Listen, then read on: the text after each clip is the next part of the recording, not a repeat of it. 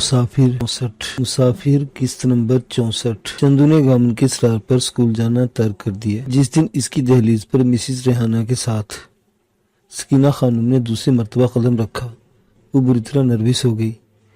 گھر میں انہیں بٹھانے کی جگہ نہیں تھی، وہ جہاں بھی بیٹھتی لباس میلا معلوم ہوتا تھا۔ خانم نے اسے پیار کیا، اس کا دکھ بانٹا اور بتایا کہ وہ ملتان کے ایک پرائیویٹ اسکول میں اس کی تعلیم اور رہائش کا بندوبست کرائی تھی۔ اس نے امید بھری نظروں سے گامن کی طرف دیکھا، اس نے صاف انکار کر دیا۔ وہ اپنی چندو کو نظروں سے اوجھل نہیں کرنا چاہتا تھا۔ اس ریحانہ اور سکینہ خانم کا تمام تر اصرار بے معنی ثابت نہیں ہوا، بلکہ چندو نے اگلے دن اسکول جانے پر رضامندی کا اظہار کر دیا۔ سکینہ خانم ہر حال میں اسے پڑھانا چاہتی تھی۔ مس ریحانہ نہیں جانتی تھی کہ امیرزادی خانم اس پر اتنی مہربان کیوں تھی۔ نہ گامن اور تاجہ نے اسے بتانے کی غلطی کی تھی۔ وہ تیاری کے باوجود اسکول نہ جا سکی، کیونکہ شام کو جب گامن ڈھنڈ سے لوٹا تو اس کی پھولی ہوئی سانسیں اور دہشت سے پیلا پڑتا ہوا چہرہ کوئی اور داستان سنا رہا تھا۔ اس نے بیساکھی چارپائی پر رکھی اور ہانپتے ہوئے پانی مانگا۔ پانی پینے کے بعد تاجہ کے استفسار پر بولا، تاجہ، آج حیاتی کی ڈور لمبی ہونے کی وجہ سے بچ گیا ہوں، ورنہ اس وقت میرے حلق میں پانی ڈالنے کے بجائے میرے مردہ بدن پر پانی ڈال رہی ہوتی۔ تاجہ کا کلیجہ منہ کو آ گیا۔ منہ سے خیر کی بات نکال گامن، کیا ہوا ہے؟ اس نے بتایا کہ وہ ڈھنڈ کے کنارے ڈورا ڈال کر بیٹھا تھا کہ جھنگی میں سے دو آدمی نکلے۔ انہوں نے ہاتھوں میں بندوقیں اٹھا رکھی تھی۔ زیادہ فاصلے کی وجہ سے وہ انہیں پہچان نہیں پایا۔ انہوں نے اس پر ایک کے بعد دیگرے کئی فائر کیے تھے۔ خوش قسمتی سے گولیاں اس کے آس پاس ریت پر لگی، وہ محفوظ رہا، مگر ڈر کے مارے زمین پر گر کر لوٹ پوٹ ہوتا رہا۔ گولیاں مارنے والوں نے شاید سمجھا کہ اسے گولی لگ گئی ہے۔ وہ پلٹ کر جھنگی میں گھس گئے اور غائب ہو گئے۔ گھٹنے کی تکلیف کی وجہ سے وہ نہ تو ان کا پیچھا کر سکتا تھا اور نہ ہی دوڑ کر اپنی جان بچانے کی کوشش کر سکتا تھا۔ بیساکھی پر پھدکتا ہوا گھر پہنچ گیا تھا۔ عافیت تھی۔ چندو ماہی کا چہرہ لٹھے کی طرح سفید ہو گیا۔ اس سمے سبھی متفق تھے کہ فائرنگ کرنے والوں کو عمر حیات نے بھیجا ہوگا، کیونکہ اس کے علاوہ ان کا کوئی دشمن نہیں تھا۔ چندو نے اپنے آپ کو اس تمام تر قضیے کی بنیاد سمجھتی تھی۔ افسردہ اور نادم ہو گئی۔ تب اسے اپنے وجود سے گھن آنے لگی۔ جس شخص نے اسے برسوں کاندھوں پر بٹھا کر اسکول پہنچایا تھا، اس کے لیے دنیا بھر کی ملامت صحیح تھی، اور نہ چین سے سوتا تھا نہ کھاتا پیتا تھا۔ اس کی وجہ سے بیچارہ ایک ٹانگ پر پھدکتا پھرتا تھا۔ آج ڈھنڈ سے زندہ بچایا تھا، قسمت تھی، مگر قسمت ہر روز ساتھ نہیں دیتی۔ کسی دن وہ چارپائی پر اٹھا کر لایا جاتا، یہ سوچ کر مزید ڈر گئی۔ اس نے کمرے میں بیٹھ کر اسکول کی کاپی سے ایک ورق پھاڑا، رکا بنایا جس میں میر عمر حیات کو مخاطب کر کے لکھا کہ وہ اس کے پاس آنا چاہتی ہے، اس کا انتقام پورا کرنے کے لیے اپنے آپ کو پیش کرنا چاہتی ہے، کیونکہ وہ اپنے بابا کو تختہ مشق بنتے نہیں دیکھ سکتی۔ وہ راستہ روکنے کے بجائے اسکول کے اوقات میں گیٹ پر آ جائے، جہاں لے جائے وہ چلی جائے گی۔ اگلے دن اس نے اسکول کی ملکہ کتابوں کی دکان سے لفافہ لیا، میر عمر حیات کا پتہ لکھا اور سرخ رنگ کے لیٹر باکس میں ڈال دیا۔ وہ کتابوں سے پیار کرتی تھی، تبھی اس کا دل لفظوں میں خوش رہتا، مگر بدلے ہوئے حالات نے اسے ہر چیز سے متنفر کر دیا تھا۔ مسز ریحانہ سمیت سبھی ٹیچرز کی ہمدردی بھی اس پر کوئی مثبت اثر نہیں ڈال رہی تھی۔ امید و بیم میں 2-3 دن گزر گئے۔ اس کا انتظار رنگ لایا اور 11 بجے کے قریب چپراسی نے کلاس روم میں آ کر اعلان کیا، چندو بیٹی، تمہارا کوئی کزن تم سے ملنے آیا ہے، کہتا ہے کہ بڑا ضروری کام ہے، ادھر گیٹ پر کھڑا ہے۔ اس کا کوئی کزن نہیں تھا جو گیٹ پر آ کر پکارتا، وہی ہو سکتا تھا جسے اس نے خود تک پہنچنے کا راستہ دکھایا تھا۔ یہی سوچ کر اس نے ٹیچر سے اجازت سے مین گیٹ کا رخ کیا۔ سرخ رنگ کی پوٹوہار جیپ وہیں کھڑی تھی جہاں گامن اپنی ریڑھی ٹھہرا کر چھٹی کا انتظار کیا کرتا تھا۔ وہ تادر درست کرتی ہوئی جیپ کے قریب آ کر رک گئی۔ عمر حیات بھی گاڑی سے اتر کر قریب آ گیا۔ اس کا حلیہ پہلا سا نہیں تھا، صاف دکھائی دیتا تھا کہ اندر سے بری طرح ٹوٹ پھوٹ گیا تھا۔ چندو کا چہرہ انگلی سے اوپر اٹھا کر بولا، میں تمہارا خط پڑھ کر یہاں آیا ہوں۔ چندو سوچ میں پڑ گئی۔ اس نے ساتھ دے جانے کی خواہش کا اظہار کیا تھا یا اسکول کے گیٹ پر آن پہنچنے کی جرم کی صفائی پیش کی تھی؟ وہ بولی، ہاں میرزادے، تمہارے بندوں نے بابا پر فائرنگ کی، قسمت اچھی تھی کہ وہ بچ گیا، اگلی بار شاید نہ بچ سکے، ڈر گئی، تم امیر آدمی ہو، تمہارا کچھ بھی نہیں بگڑے گا، مگر ہم اجڑ جائیں گے، یہ سوچ کر میں اسے بتائے بغیر تمہیں خط لکھتی ہے، میں آ گئی ہوں، چلو جہاں بھی لے جانا چاہو، جو بھی سلوک کرنا چاہو، میں حاضر ہوں۔ بس اتنا ہی دمخم تھا تو میرے بابا کو مارنے کی کیا ضرورت تھی؟ اس کے لہجے میں سانپ کی سی پکار شامل تھی۔ جو بھی کہہ لو، کہہ سکتے ہو بادشاہ ہو، وہ ہونٹ کاٹتے بولی، اوکے۔ اس کا لہجہ بے عنوان تھا۔ چندو کو نتیجہ اخذ نہ کر پائی، اس نے جیپ کی طرف اشارہ کیا، بیٹھو۔ وہ کشتیاں جلا کر اسکول سے نکلی تھی۔ ایک اداس اور حسرت بھری نگاہ گیٹ پر ڈال کر گاڑی کی طرف بڑھ گئی۔ سیٹ پر بیٹھ کر سر گھٹنوں میں دیے ہوئے दुनिया से छुपकर आंसू बहाने लगी। वो आज तक कार या जीप में नहीं बैठी थी। इसने देखा कि वसीब की लड़कियां रुखसती के वक्त सजी हुई कार में बैठती थीं या जब दुनिया से रुखसत होने से काबिल उन्हें कार में बिठाकर अस्पताल ले जाया जाता था। कोई खुशी से नहीं बैठती थी, वो भी मक्तल ले जाई जा रही थी। खुशी क्या, हिजान क्या, इसका जहन एकदम खाली हो गया, जैसे दुनिया कभी कभार बेमानी हो जाती है। शहर के मजाफाती मोहल्ले के खाली मकान में मीरजादा ने उसे उतारा। ये उसके किसी दोस्त का घर था। दोस्त के अहल खाना सैर सपाटे पर निकले थे, ये किसी अजीज की शादी पर गए थे। खाली सहन अबूर करके उमर हयात ने उसे कमरे में ले जाकर बिठाया और पानी का गिलास भरकर थमा दिया। कदरे नरमी से बोला, पानी पियो, तुम बहुत नर्वस हो रही हो। चंदू ने कांपते हाथों से गिलास थाम लिया। पानी लरसने लगा। इसकी निगाहें पानी पर एक जरा जम गई। बचपन में उसने बाबा से पूछा था, बाबा, कुर्बानी के जानवर को ज़िबा करने से पहले पानी क्यों पिलाया जाता है? बाबा ने नासेना अंदाज में समझाया था, कुर्बानी वाला जानवर ज़मीन से सीधा जन्नत में जाता है। चूँकि सफ़र लंबा होता है इसलिए उसे पानी पिलाया जाता है कि लंबे सफ़र में प्यास न लगे। एक मरतबा उसने ताजा से पूछा था, अम्मा, कबार को वेंदी बार लोग पानी क्यों पुएंदन? यानी कि अम्मा, दुल्हन की रुखसती के वक्त पानी क्यों पिलाया जाता है? तब उसे जवाब मिला था, इसे समझाया जाता है कि तुम्हारा दाना पानी इस घर से उठ गया है और तुमने अपने मकसूम का आखिरी घूंट पी लिया है। लौट कर ना आना, वरना पानी तक नहीं मिलेगा। उसे सोच में डूबा देखकर सर पर खड़े मीरजादा ने सख्त लहजे में कहा, जल्दी पानी पियो, क्या देखने लगी हो? इसमें जहर तो नहीं मिला रखा? इसने डुबडुबाई आंखों से देखा और गिलास लबों के से लगाकर एक ही सांस में खाली कर दिया। अभी गिलास इसके हाथ में ही था कि उमर हयात ने पूरी कुव्वत से जन्नाटेदार थप्पड़ इसके चेहरे पर जड़ दिया। वो हाय बाबा की दर्दनाक आवाज निकालकर पहलू के बल गिर गई। जिंदगी का पहला थप्पड़ आंखों से आंसू के बजाय खून निकाल आया। उमर हयात ने दुपट्टे में छुपे हुए बाल मुट्ठी में भरे और उसे खींचकर बिठा दिया। दूसरे गाल पर पड़ने वाला तमांचा पहले से भी ज्यादा जोरदार था। इसके बाद उमर हयात ने उसे ठुड्डों और ठोकरों पर रख लिया। वो हर जर पर बिलबिला उठी। हर ठोकर पर इसकी आंखों में तारे नाच उठे, मगर इसने लबों से सिवाय सिसकियों और आहों के कुछ बरामद नहीं हुआ। इसने ना तो इसे पूछा कि वो क्यों मार रहा था और ना ही उसका हाथ रोकने की कोशिश की थी। वो थक कर हाँफने लगा, फिर सर थाम कर चारपाई पर बैठ गया, जबकि वो फर्श पर बेजान अंदाज में बड़ी बुरी तरह करा रही थी। उमर हयात ने दुरुस्त आवाज में 2-3 मरतबा उसे उठकर चारपाई बैठने का हुक्म दिया, मगर वो टस से मस न हुई। सांसें बहाल करके वो झटके से उठा। गिलास थाम कर नुक्कड़ में रखे पानी की जग की तरफ गया। गिलास सनक में उड़ेर कर पलटा और गिलास को पूरी कुव्वत से सामने वाली दीवार पर दे मारा। नन्ना सा धमाका हुआ। चंदू ने डर कर सर उठाया। इतनी देर में वो सर पर पहुंच गया। बालों से पकड़कर चार पहियों के बीच घसीटता सोफे तक लाया। बेदर्दी से पटक कर बोला, तुमने मेरे बाबा का खून किया है। तुमने मुझे जीते जी मार डाला। तुम नीली हराम की फूई हो। सुना तुमने? मैं कह रहा हूँ कि तुम हराम की फूई हो। तुम्हारा वजूद गुनाह की मिट्टी से गूंदा गया था। मैं तुम्हें जिंदा नहीं छोड़ूंगा। इसके हलक से गलीज गालियां उबल पड़ी। वो सर झुकाए सुनती रही, सिसकती रही। वो काफी कुछ कह गया तो उसने सर उठाया और फूली हुई सांसों में बोली, तुम मुझे मार क्यों नहीं देते? मार कर अपनी आग बुझा लो ना। मैं गुनाह की पोट हूँ। मेरा कोई वाली वारिस नहीं। कोई तुम्हारा गिरेबान पकड़कर नहीं पूछेगा कि तुमने चंदू को क्यों मारा। इसकी हालत ना गुफ्ता बे थी। दोनों गाल सूजकर सुर्ख हो गए थे। सलीके से बांधे गए बाल खुलकर जुनून अंदाज में बिखर चुके थे, जबकि होंठों के दाएं गोशे से खून की नन्ही सी लकीर निकलकर थोड़ी तक पहुंची थी और जम गई थी। इसे इसका एहसास तक नहीं था। आंखों में दहशत की जगह वहशत ने ले ली। उमर हयात उसे सुलगती नजरों से देखता रहा, फिर पलटकर दरवाजे के पास गया। दरवाजा बंद करके दौड़ने के अंदाज में उसके करीब आया। कंधों से थामकर झंझोड़ते बोला, हाँ ऐसा ही होगा। मैं तुम्हें मारने के लिए तो यहाँ लाया हूँ। बोलो, क्या मैं दुनिया का पहला लड़का था जिसने किसी लड़की का रास्ता रोका था? इसने नफी में सर हिलाया। वो घुराया। क्या क़यामत आ गई थी कि मैंने बेख्तियार होकर तुम्हें देख लिया, बात कर ली, खा जाता तुम्हें। इसने फिर नफी में सर हिलाया। तो फिर तुमने मेरे बाबा से मेरी शिकायत क्यों की? इसने उमर हयात की वहशत भरी आंखों में झांका। तुमने मुझे हराम की फूई कहा था, तो क्या तुम हराम की फूई नहीं हो? इससे नफी में सर हिलाया। नहीं, मैं ना किसी के गुनाह का हिस्सा हूँ और ना ही किसी की गुनाह की पादाश। क्या मतलब? क्या तुम पूरे वसूख से कह सकते हो कि तुम अपने बाप की औलाद हो? इसकी हिम्मत दीदनी थी। मैं तुम्हें वो हलक के बल चीखा। फर्द इश्तिहार से कुछ भी ना कह पाया। जरा सांस लेकर दांत पीसते बोला, मैं पूरे वसूख से कह सकता हूँ कि मैं मीर जफर हयात का बेटा हूँ। वो बेदर्दी से नफी में सर को जुम्बश देकर बोली, नहीं मीरजादे, कोई भी पूरे यकीन से बात नहीं कर सकता। आप हो गया।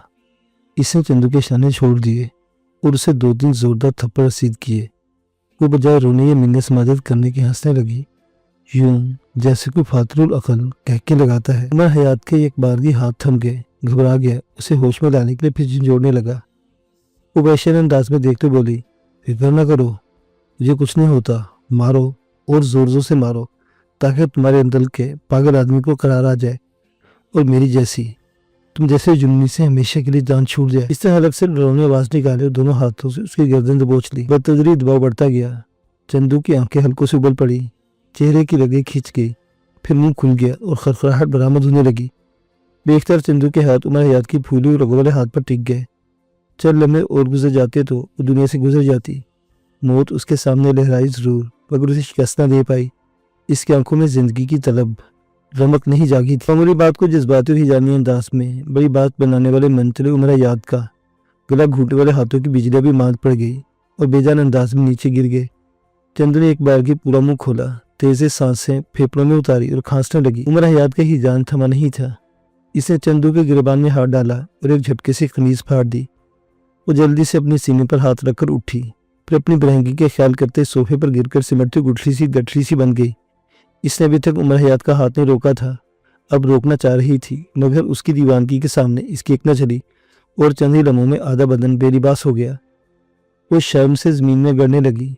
उसकी हालत जार से बेपरवाह था। बौले कुत्ते की तरफ भुंबोड़ने लगा और चंदू माही की मुजामती सिसकियों और समाजतों पर ध्यान दिए बगैर मारने पीटने लगा। पानी को देखकर प्यास पड़ती है, मांस को देखकर भूख बढ़ती है, मगर कुछ ऐसा हुआ कि उमर हयात की भूख और प्यास यकला खत्म हो गई।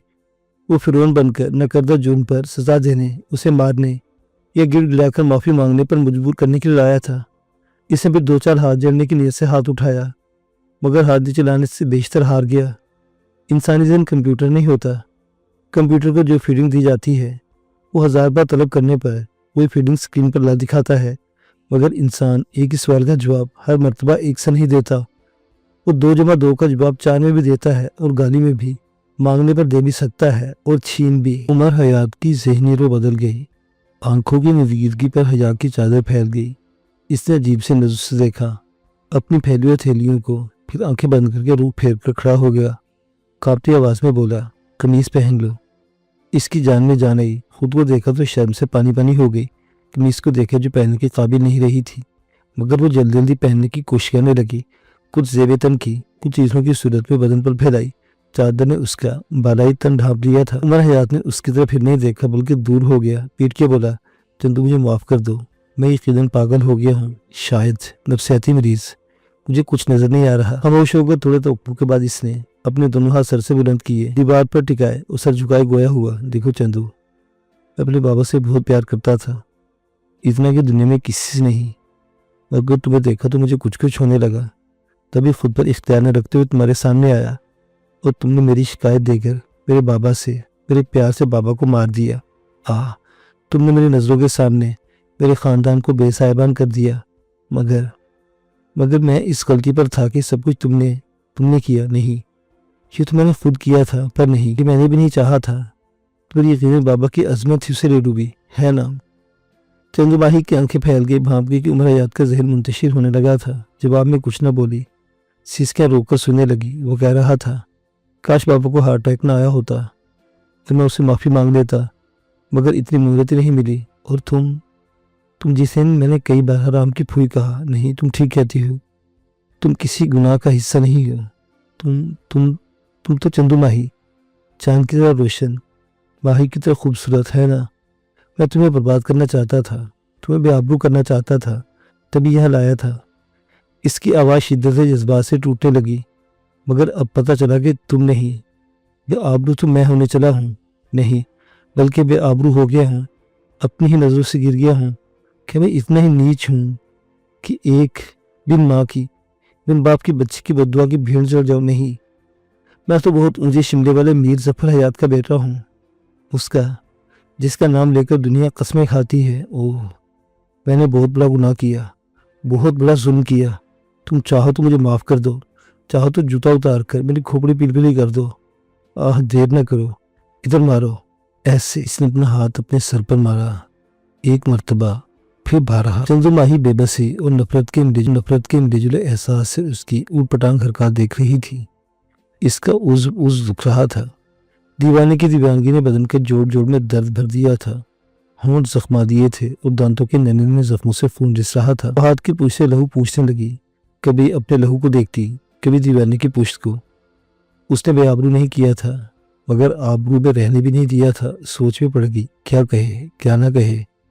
चंदू मुझे गालियां दो, जी भर के बुरा कहो, जो मन में कहो, फिर माफ भी कर दो। इसे जवाब नहीं मिला तो कंधे के ऊपर से गर्दन मोड़कर देखते हुए चिल्लाया, तुम बोलती क्यों नहीं हो? फिर खुद ही बड़बड़ाया, पर मैंने अच्छा किया भी क्या है? तुम मेरे साथ बोलो। दीवार का सहारा छोड़कर लहराते हुए तेजी इसकी तरफ आया। वो डर कर सुख लगी। वो करीब आकर एक जरा रुका, फिर पैरों में बैठ गया। दोनों हाथ घुटनों पर रखकर बोला, भले मुझे मारो, गालियां दो, मगर ऐसे खामोश ना रहो। खुदा के लिए मुझे मारो, मैं कुत्ता हूँ। कुत्ते को सभी पत्थर मारते हैं, जूते मारते हैं, तुम भी मारो। वो सहमी निगाहों से देखते हुए मुंह फेर गई।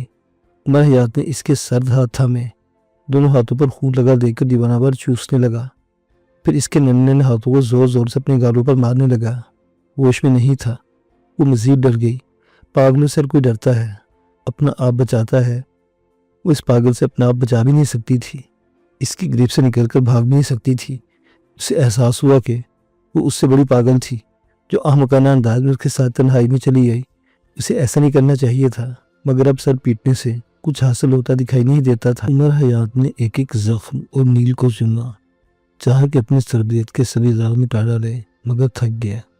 काफी देर गुजर गई। ऐसे में चंदू की गैर मामूली सर्द मोहरी दिल पर ग्राम गुजरने लगी।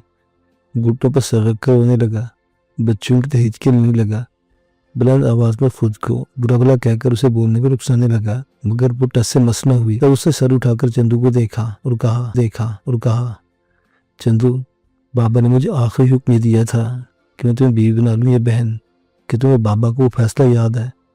इससे इस बात ने सर हिलाया। वो बोला, मैं तुम्हें बीवी बनाना चाहता हूँ, अपने जुनूनी सलूक का अजाला करना चाहता हूँ। इसने सर को दमे जुम्बिश बोली, नहीं मीरजादे, मैं इस काबिल नहीं हूँ।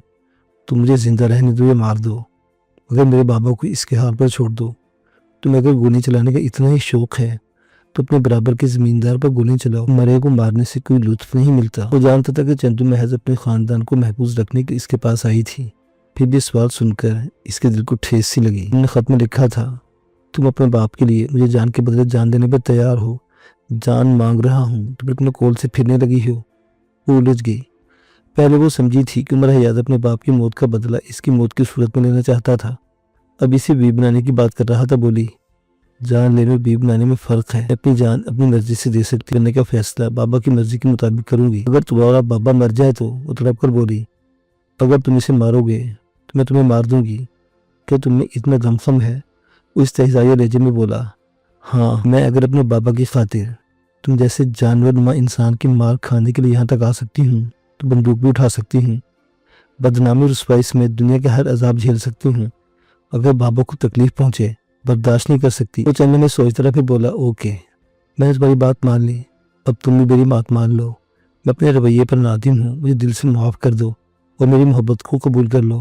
मेरा वादा है कि मैं ज़िंदगी भर तुम्हें खुश रखूँगा। इसने बेजारी से इनकार कर दिया। वो उठा और कुछ कहे बगैर कमरे से बाहर चला गया। थोड़ी देर बाद एक जनाना सूट उठाए कमरे में दाखिल हुआ। सूट इसकी तरफ उछाल कर बोला, ये पहन लो, फिर तुम्हें स्कूल पहुंचा देता हूँ, बहुत देर हो गई है। इसने इस बार नजरों से बदले हुए उमर हयात को देखा और इसके बाहर जाने का इंतजार करने लगी। वो बाहर गया तो इसने लिबास बदल लिया।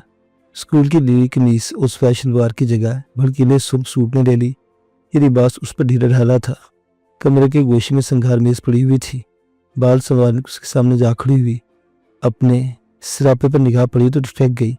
इसका चेहरा उमर हयात की दीवानगी का इश्तिहार बना हुआ था। वो इस हाल में बाहर नहीं निकल सकती थी। अपनी चादर में छुपने की कोशिश की, मगर उतनी बड़ी नहीं थी। बेबसी से आंखें नम हो गई। दरवाजे में झांक कर देखा। उमर हयात पुष्प पर हाथ रखे इसे देख आया और स्वरे नजर से देखने लगा।